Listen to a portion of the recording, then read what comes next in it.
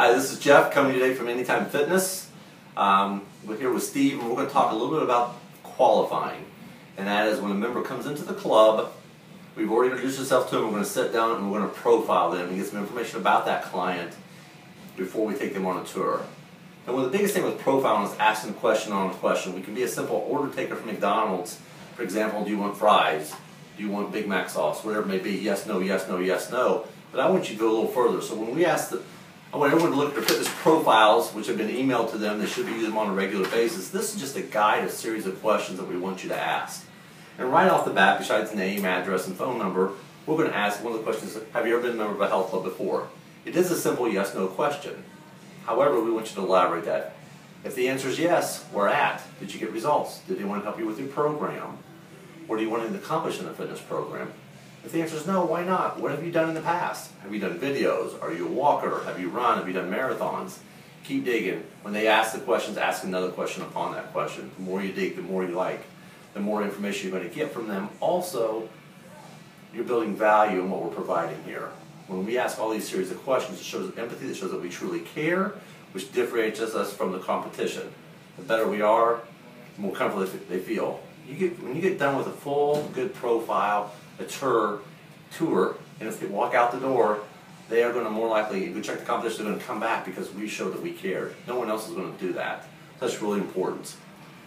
While we're asking the questions, there's a series of them here, there's only two things that we're going to talk about other than all about them. Number one, we're going to talk about our personal training program and the value of that. It's very important to get started right from the get-go, and that's even mentioned through the tour, the onboarding process, because to have a successful training program, it starts with the membership reps and the first appearance in the club. We're also going to talk about full access memberships.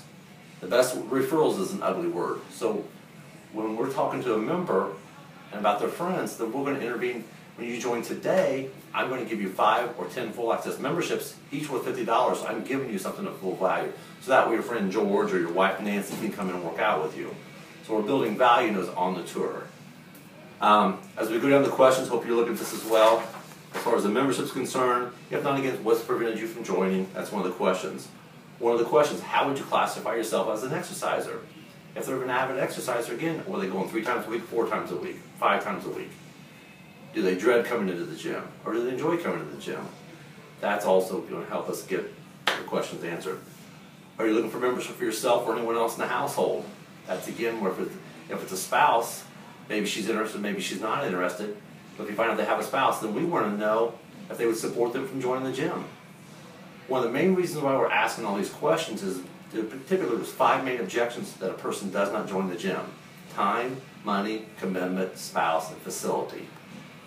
When you handle all of those, you get to the end, and for some reason they still don't join, you've got bounce back ideas how to go back to handle those objections. Well, earlier you told me that your wife would support you exercising in the gym. Or earlier you told me your wife didn't care, you don't care what my wife says, I'm going to join regardless. Then when you get to the tour, she says, I want to talk to your wife. And then immediately I can say, well, wait a minute, you just said you didn't care what your wife said. But we want to do that tactfully, but we also want to listen the whole time we're touring. And again, one of the questions is, does your wife know you're here, or spouse know you're here today? It's a simple yes or no question. Yes. Do they support this decision? Yes. Great. Children, when I ask about that, the families, what they do, again, that's building value. And as you're asking the questions, write the information down on a piece of paper. The more you write, the better. It shows that you truly care.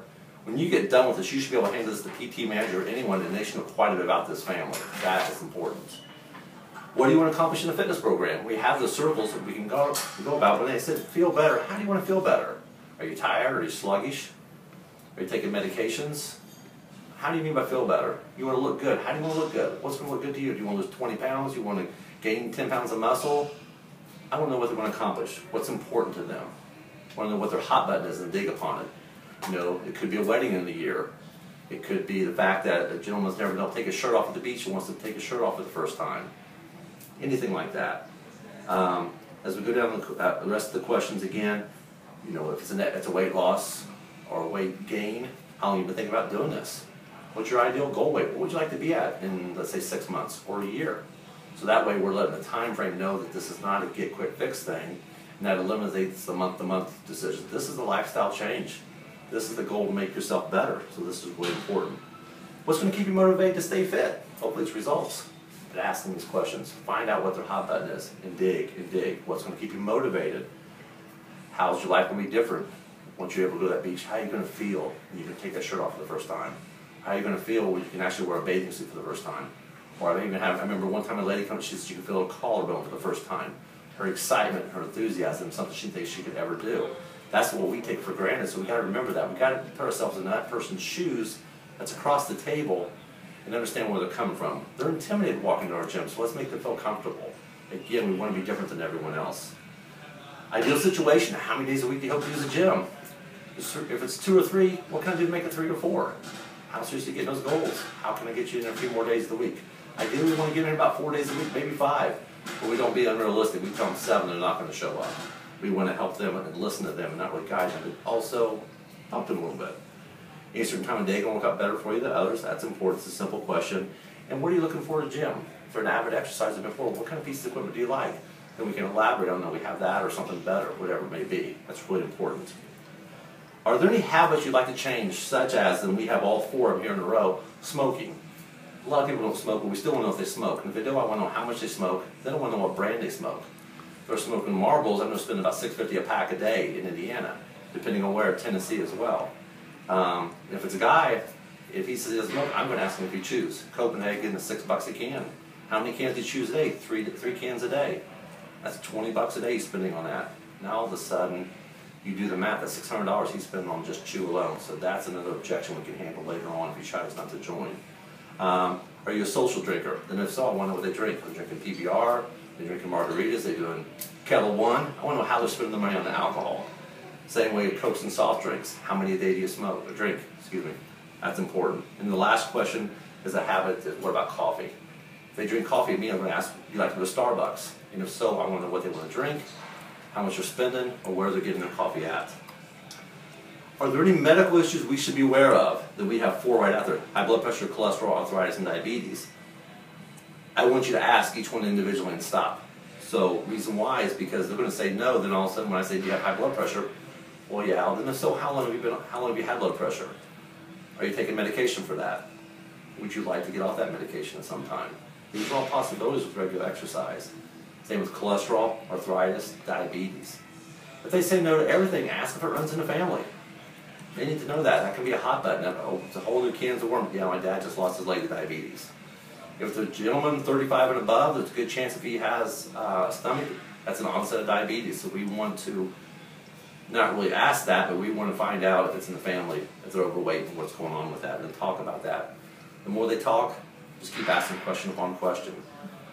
On an average week, how many times do you eat out at restaurants? Simple question. They say 5 or 6. I would next want to know where. If they're eating out at Ruth Chris, then I know they have a disposable income. If they're getting off the dollar menu at McDonald's, it may not be so much, but I want to know where they're spending the money, where they're going out to eat. Also, they want to know what they like to eat. Just like I'm asking, what do they like to eat, just so I know for myself, and it's a good conversation. The last question we have on the fitness profile says, on a scale of 1 to 10, how serious are you achieving your fitness goals? How about saying on a scale of 1 to 10, how serious are you getting off that blood pressure medicine? On a scale of 1 to 10, how serious are you fitting that wedding dress? On a scale of 1 to 10, how serious are you to stop taking that daily insulin shot? On a scale of 1 to 10, how serious are you seeing that grandson or granddaughter grow up? On a scale of 1 to 10, how serious are you of living a healthy lifestyle? Once you answer that question, stand up, take around the club, you'll continue the tour. But again, start with the basic profiles, get some information about them, ask question upon question. Hope this helps. Have a great weekend. Thanks.